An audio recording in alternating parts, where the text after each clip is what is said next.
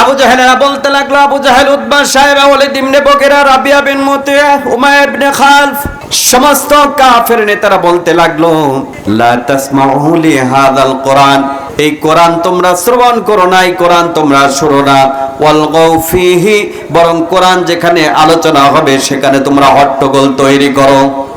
144 জারি করো, কোরআনের মাহফিল, তাফসীর মাহফিল বন্ধ করে দাও। আছে না নাই? কথা বলেন না, আছে না নাই? যাতে লাআল্লাকুম তাগলিবুন, যাতে তোমরা বিজয়ী অর্জন করতে পারো, তোমরাই যাতে বিজয়ী হতে পারো।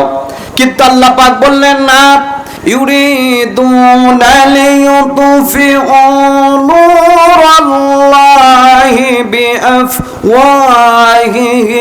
ওয়াল্লাহু মুতিম্মু নূরিহি ওয়ালাউ কারিহাল কাফিরুন।